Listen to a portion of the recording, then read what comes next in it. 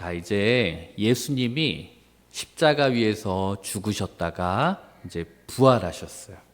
그 이제 부활하시고 나서 이제 그런 소식을 제자들이 들은 거예요. 그래서 이제 제자들이 엠마오라고 하는 곳으로 향해 가고 있었어요. 근데 그들에게 이제 예수님이 찾아오신 거예요. 그런데 이제 되게 신기한 건 이 제자들이 예수님이 오셨는데 예수님을 알아보지를 못해요. 그래서 이제 예수님이 물어보는데 이 사람들이 당신 그런 이야기도 못 들었냐고, 지금 예수라는 분이 부활하셔서 이제 이런 일이 있었다. 아니 도대체 무슨 당신은 뭐 어떻게 아직도 그런 소식을 모르냐고 사람들이 이렇게 얘기를 한 거예요. 근데 이제 그 두 제자한테 오늘 장면은 뭔가 하면은 예수님이 이제 옆에 가셔서 그 제자들에게 예수님의 이 일련의 십자가를 지시게 되고 부활하시게 되고 이 모든 성경의 사건들을 이제 예수님이 성경을 근거로 해서 제자들에게 차근차근 풀어주시는 그런 장면이 오늘 성경의 이 내용입니다. 그래서 44절의 말씀을 보시면 또 이르시되 내가 너희와 함께 있을 때 너희에게 말한 바 곧 모세의 율법과 선지자의 글과 시편에 나를 가리켜 기록된 모든 것이 이루어져야 하리라 한 말이 이것이야. 예수님이 이렇게 말씀하셨어요. 자, 이게 무슨 말인가 하면 여기서 보면은 모세의 율법, 그리고 선지자의 글, 그리고 시편 이렇게 나와요. 이게 여러분 오늘 우리들이 가지고 있는 성경을 보면은 구약 성경을 말하는 거예요. 구약 성경. 당연하겠죠, 여러분. 예수님이 계시던 요 때에는 성경이라고 하면 우리 지금 갖고 있는 책 중에 앞부분에 있는 구약 성경을 얘기하는 거예요. 신약 성경은 그때 기록되지가 않았었으니까. 근데 구약 성경을 보면 여러분 거기 모세 오경이 있잖아요. 창세기, 출애굽기, 레위기, 신명기, 민수기, 여호수아 이게 쭉 있는 것처럼 모세의 율법이 있고, 그리고 뭐 우리 에스겔서, 이사야서 이렇게 선지자들이 썼던 예언서가 있고, 그리고 시편이 있잖아요. 그러니까 이제 그 구약 성경 이거를 지금 얘기를 하시는 건데, 예수님이 이제 십자가 지시기 전에 제자들이랑 동행하시면서 예수님이 제자들에게 종종 어떤 말씀을 하셨는가 하면 요한복음 5장 39절을 보면 예수님이 이런 말씀을 제자들에게 많이 하셨어요. 너희가 성경에서 영생을 얻는 줄 생각하고 성경을 연구하거니와 이 성경이, 이 구약 성경이 나에게 대하여 증언하는 것이라. 그러니까 예수님이 제자들이랑 같이 다니면서 얘들아, 너희들이 갖고 있는 이 구약 성경 있잖아. 여기에 기록된 내용들은 나에 대해서 증언하는 이야기들이야. 예수님이 그렇게 제자들한테 얘기를 했어요. 그런데 안타까운 건 예수님의 제자들은 그 말의 의미를 제대로 이해하지를 못했어요. 그게 무슨 말인가? 예수님이 자꾸 얘기를 하는데 그냥 이 의미는 모른 채 그냥 듣기만 했던 거죠. 그렇게 결국 예수님께서는 정말 그 예언되었던 말씀처럼 십자가 위에서 돌아가셨고, 그리고 부활하시게 되었어요. 이 상황, 제자들이 얼마나 당황스럽겠어요. 예수님이 갑자기 십자가에서 그렇게 돌아가셨다가 또 부활하시고, 이게 도대체 뭐지? 막 이런 어리벙벙한 그런 상황 속에서 예수님이, 얘네들한테 내가 왜 이 땅에 왔고, 나는 왜 십자가를 졌고, 나는 왜 부활하게 됐는지, 그리고 나는 하늘로 올라가게 되고, 이 과정을 내가 얘네들한테 이 성경을 근거로 해서 좀 잘 설명을 해줘야 되겠구나 하는 생각을 예수님이 하셨던 거예요. 그래서 예수님이 이 두 제자에게 가셔서 성경으로 그 이야기를 풀어주신 거였어요. 여러분, 우리들이 가지고 있는 성경은 이제 구약 성경이 있고, 그리고 마태복음, 마가복음, 누가복음, 요한복음 하는 그 복음서가 있는 신약 성경, 이렇게 두 개로 기록이 되어 있어요. 여러분, 구약이라고 하는 건 그 약이 뭘 의미하냐면 약속을 의미해요. 약속. 그러니까 구약이라고 하면 그 오래된 약속, 오래전에 있었던 약속을 말하는 거예요. 근데 구약이 우리들에게 약속하고 있는 메시지의 핵심은 무언가 하면은 하나님께서 죄인이었던 우리들을 위해서 우리를 구원하시기 위해서 이 땅에 메시아, 우리를 구원하실 그분을 보내주실 것이다 하는 것이 여러분 구약 성경의 약속이었어요. 그리고 정말 그 구약 성경에 하셨던 약속들이 성취가 되어서 신약으로 오면 예수님이 이 땅 가운데 오시게 되죠. 우리를 구원하시기 위해서. 그리고 예수님은 우리의 모든 죄를 다 대신 지시고 십자가에서 죽으시고 부활하셔서 정말 우리들의 구원자가 되어주셨어요. 그래서 신약 성경이 말하고 하는 약속의 핵심은 여러분들이 그 예수님을 주님으로 고백하고 믿으면 그 어떤 사람이라고 해도 멸망하지 않고 구원을 얻게 될 것이다. 그리고 나중에 예수님이 다시 이 땅에 오실 때 우리를 다 예수님이 품어주실 것이다 하는 것이 신약의 약속이었어요. 그리고 여러분, 신약의 약속은 지금 오늘을 살아가고 있는 우리들에게도 여전히 진행되고 있는 약속입니다. 자, 그렇다면 오늘 예수님이 과연 제자들에게 어떻게 성경을 가지고 이야기를 해주셨을까? 자, 그거를 오늘 제가 여러분들이랑 조금 나눠보려고 해요. 구약의 어떤 내용이 도대체 예수님을 표현하는 거고 예수님을 증언하는 것이고 구약의 어떠한 메시지들이 정말 나중에 예수님을 통해서 성취되었는지 그걸 우리가 한번 살펴볼 텐데, 자, 예수님이 동정녀 마리아, 그러니까 결혼을 하지 않은 그 여성에게서 태어날 것이다 하는 것이 여러분 구약 성경에 이미 예언이 되어 있었어요. 예수님이 이 땅에 오시기 전에 이사야서 7장 14절을 보면 이런 말씀이 있어요. 그러므로 주께서 친히 징조를 너희에게 주실 것이라. 보라, 처녀가 잉태하여 아들을 낳을 것이요 그의 이름은 임마누엘이라 하리라. 신기하죠, 여러분? 예수님이 태어나시기도 전에 이미 구약 성경에서는 이렇게 너희들을 구원할 그 메시아가 이런 모습으로 이 땅에 태어나게 될 거야. 미리 예언했어요. 근데 그것이 정말 이루어졌고요.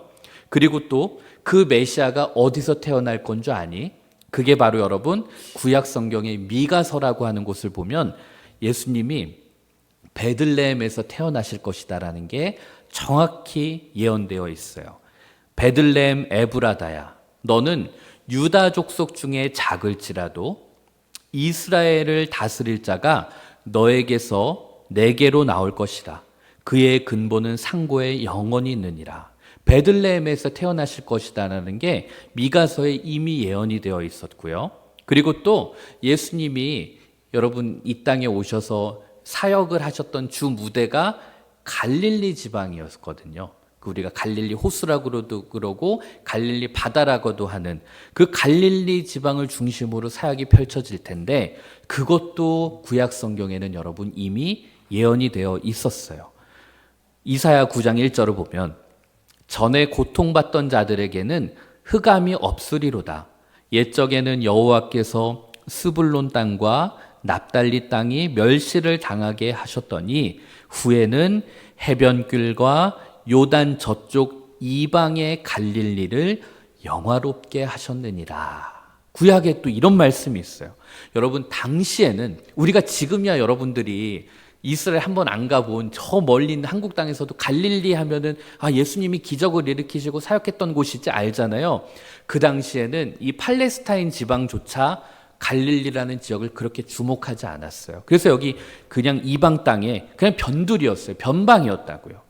그런데 거기를 영화롭게 할 것이다. 구약이 그런 예언을 했어요. 근데 정말로 예수님은 이 땅에 오셔서 갈릴리 지방에서 기적을 베푸시고 사역을 하시면서 그 이방의 땅이었던 갈릴리를 영화로운 땅이 되게 하셨습니다.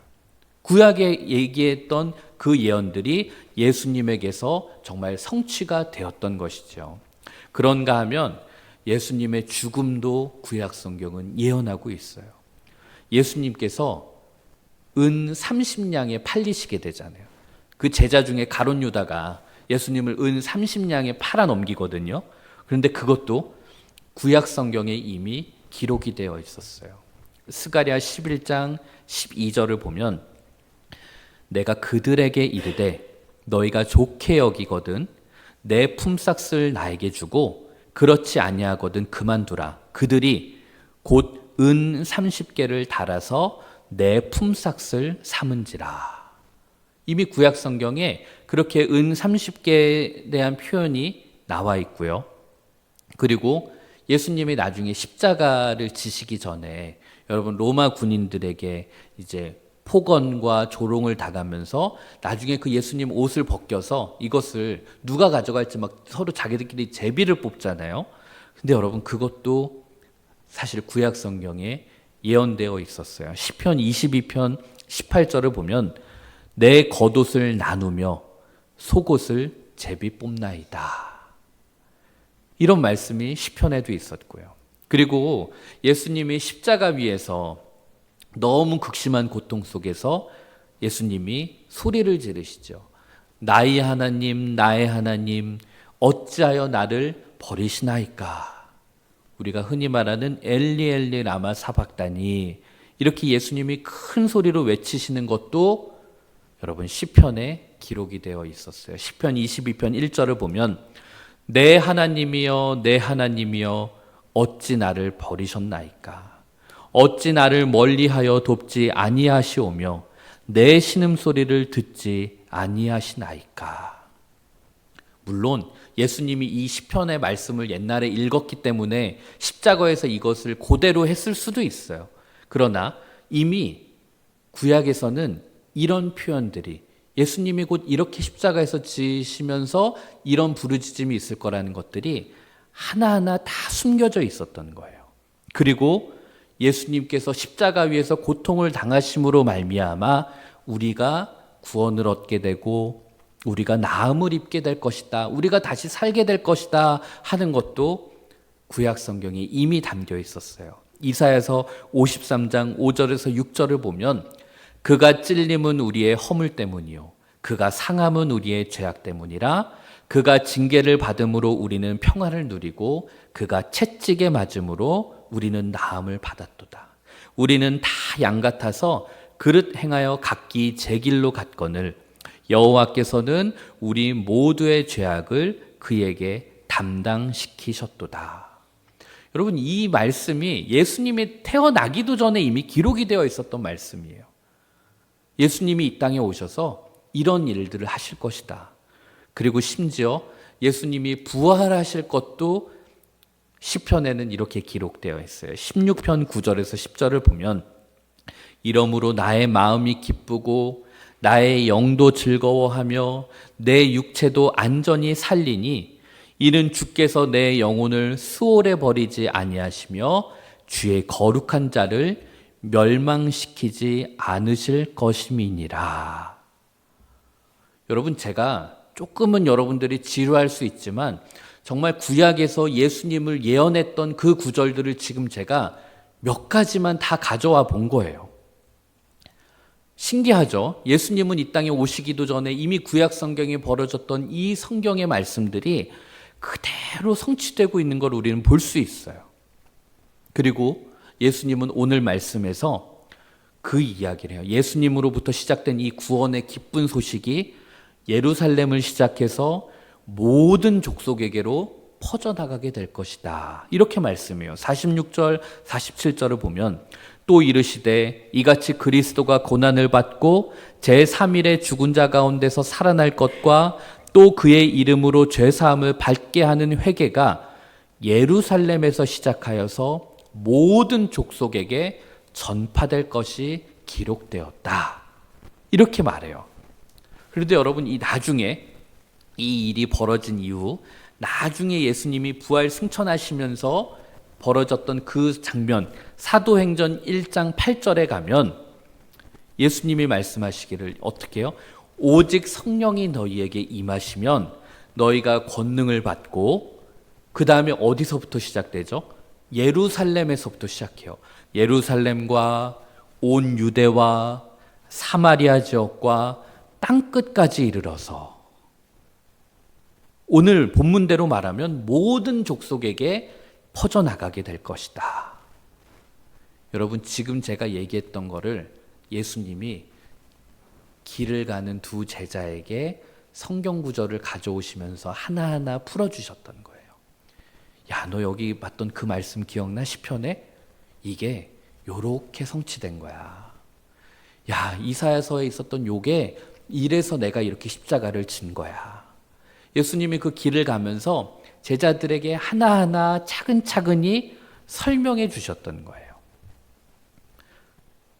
여러분, 이 사람들이 성경을 몰랐을까요? 아니요. 여러분, 그 당시에 소위 성경에 대해서 전문가라고 하는 사람들이 있었어요. 흔히 말해서 성경 박사들. 그게 누군가 하면 서기관들, 바리새인들, 제사장들, 이 사람들 여러분 구약 성경, 모세오경, 토라를 줄줄 외우고 아침이고 밤이고 날마다 묵상하는 사람들이었어요. 그리고 이 사람들이 심지어 구약 성경에서 말한 메시아가 오게 될 거야라는 그 말씀도 다 알고 있었어요. 자, 그런데 정말 그 메시아가 자신들 눈앞에, 자신들 삶의 바로 앞에 나타났어요. 예수라고 하는 인물이 나타났는데 그들은 그것을 전혀 깨닫지를 못하고 있었어요. 그들이 줄줄 외우고 달달 암송하는 그 예언의 말씀과 지금 자신들의 눈앞에 온 구원자 예수 그리스도를 연결시키지를 못했다고요. 그러니 예수님 보시기에 얼마나 안타깝고 하나님이 보시기에 얼마나 안타까웠겠어요. 니네가 그렇게 성경을 많이 하는데도 지금 너희들 눈앞에 있는 그 메시아가 지금 왔는데 그걸 모르고 있니? 여러분, 이건 제사장들, 바리새인들만의 문제가 아니라 예수님의 제자들도 똑같았어요. 예수님의 제자들도 성경을 알았거든요. 유대인이었기 때문에 이 구약의 메시지들을 알았다고요. 왜냐하면 어렸을 때부터 이것을 외우게 하고 정말 이마에 써서 붙이기도 하고 그랬으니까요. 그리고 심지어 이 제자들은 예수님이랑 같이 밥을 먹고요, 같이 자고요, 같이 걸어 다니고요, 늘 예수님과 함께하고 예수님이 눈앞에서 펼쳐주시는 기적과 그 능력들을 옆에서 봤어요. 그런데도 구약 성경에서 예언했던 그 메시아가 지금 자기들 바로 옆에 살아 숨쉬고 있는 그 예수님이라는 것을 제자들은 깨닫지를 못하고 있었던 거예요. 그래서 예수님이 부활하신 다음에 제자들에게 그것을 성경을 가지고 하나하나 아주 옆에서 자세하게 깨우쳐 주셨던 거예요. 여러분, 이 이야기를 듣고 제자들은 어땠을까요? 저는 부끄러웠을 것 같아요. 아, 이게 다 이거였구나. 내가 이거를 몰랐구나. 야, 이제야 모든 게 내가 밝히 보여. 왜 예수님이 이 땅에 오셔서 베들레헴에서 태어나셔서 그렇게 갈릴리에서 사역하시고 그렇게 채찍을 당하시고 조롱을 당하시고 왜 그렇게 무기력하게 십자가에서 죽으시고 그리고 또 어떻게 이렇게 부활하셨고, 아, 이 모든 게 다 성경에 이렇게 예언되어 있었고 다 이렇게 적혀 있었던 그 메시아가 바로 우리 주님이셨구나. 여러분, 제자들이 부끄러움과 동시에 얼마나 그들이 예수님을 향한 믿음과 그 마음의 확신, 아, 우리 예수님이 진짜 구원자구나, 그 믿음이 분명해졌을까요? 저는 여러분들에게 적용하고 싶은 건 그거예요. 이 작업이, 이 말씀을 통해서 예수님이 어떤 분이신지를 깨닫게 되는 이 과정은 여러분 평생에 한 번 해서 될 게 아니라 여러분들이 평생 매일매일 해 나가야 되는 과정이기도 해요. 아, 예수님 부활하셨대. 이것으로 끝나는 것이 아니잖아요. 오늘 말씀 보면 예수님이 부활하신 이후에 예수님이 그들에게 성경을 통해서 그 부활의 사건들을 차근차근 설명해 줬고 그들이 깨닫게 됐단 말이에요. 여러분, 우리들도 마찬가지예요. 예수님의 부활을 경험하고 예수님의 부활을 우리가 알더라도 우리는 언제나 성경을 함께하고 가급적이면 매일 말씀을 접하면서 예수님에 대해서 더 깊이 알아가야 되고 예수님의 부활에 대해서 우리들이 더 깨닫고 날마다 재확인을 해나가는 그런 과정이 필요한 거예요. 여러분, 가끔 성경 보면 딱 그렇잖아요. 이거 내가 교회 학교 다닐 때 들었던 말씀이구나. 이거 아는 말씀인데. 혹은 큐티하는 친구들은 이건 뭐 이걸 통해서 뭐 예수님 이렇게 살라는 거겠지. 흔히 우리들은 딱 성경을 본문을 보면서 그게 그냥 딱 와닿아요. 뭔지 딱 알아요. 여러분 저라고 안 그러겠어요? 이게 뭐 녹화가 되는 거긴 하지만 저는 여러분 제가 설교학을 전공했거든요. 그래서 저는 설교학을 전공했기 때문에 목사님들 설교를 들으면 시작 부분을 들으면 이분은 이 본문을 가지고 이런 적용을 하시지 않을까? 그리고 자꾸 그 설교를 들으면서 분석을 하게 돼요. 여러분들 음악하는 친구들 좀 그렇잖아요. 음악하는 사람들은 음악을 음악대로 못 듣고 자꾸 분석을 하게 되는 것처럼 저도 어떤 목사님의 설교나 성경을 보면 여기에서 설교할 거리를 찾거나 자꾸 그래요. 그런데 저 같은 경우에는 이찬수 목사님이란 분이 계신데 이찬수 목사님 설교는 제가 분석하지 않으려고 그래요. 그냥 말씀 그대로 받아들이려고 하고 그리고 그냥 듣다 보면 여러분 어느 순간에 그 말씀이 내가 알고 있었던 말씀인데 새롭게 다가오고 하나님께서 눈을 열어주실 때가 있거든요. 저는 여러분들이 정말 의미 없어 보이고 매일 내가 이렇게 성경을 읽고 큐티하는 게 도대체 무슨 변화가 있을까? 여러분 그래도 말씀을 읽으실 수 있어야 돼요. 왜냐하면 그렇게 반복적으로 이루어지는 성경 읽기 속에서 하나님은 여러분들에게 어느 날 갑자기 여러분들의 눈이 활짝 열리는 경험을 하게 해 주실 것이기 때문에 그래요. 그래서 내가 옛날에도 늘 알고 들어왔던 말씀인데 내 어떤 삶의 자리, 특정한 내 삶의 문제 앞에서 그 말씀이 새롭게 다가올 때가 있기 때문에 저는 여러분들이 날마다 말씀과 동행하고 말씀과 함께 걸어가는 사람들이 되기를 간절히 기도합니다. 그래서 여러분 건강한 믿음, 건강한 우리들의 영성은 말씀을 통해서 세워지게 되어 있어요. 말씀을 통해서 내가 예수님에 대해서 알고 있는 것들이 진리구나.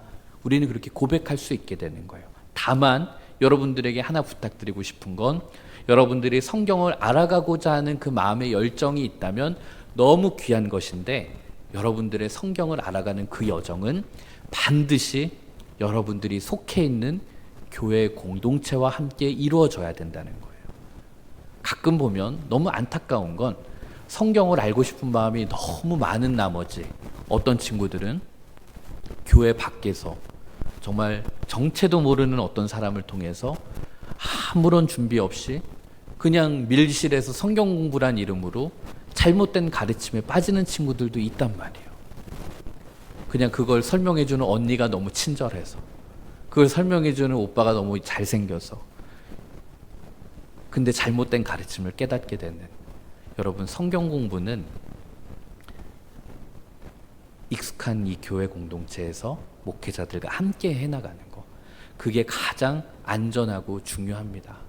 여러분 가운데에는 그런 데 가니까 제가 듣지도 못했던 새로운 이야기를 해주던데요.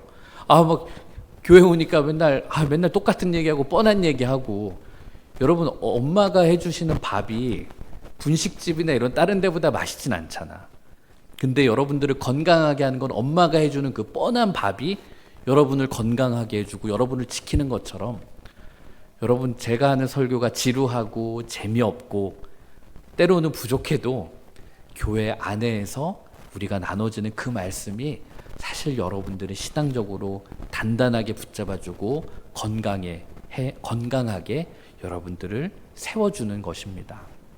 그러므로 저는 여러분들이 예수님에 대해서 그냥 머리로 이제 알고 예수님이 베들레헴에서 태어나셔서 이렇게 됐대, 그러니까 난 이제 성경 알아, 이 수준이 아니라 그럼에도 불구하고 내가 알지만 매일매일 성경 속에서 예수님이 주시고자 하는 그 깨달음을 얻기를 바라면서 그렇게 성경 안에서 예수님에 대한 확신을 날마다 세워가는 저와 여러분이 되실 수 있기를 주님의 이름으로 축복합니다.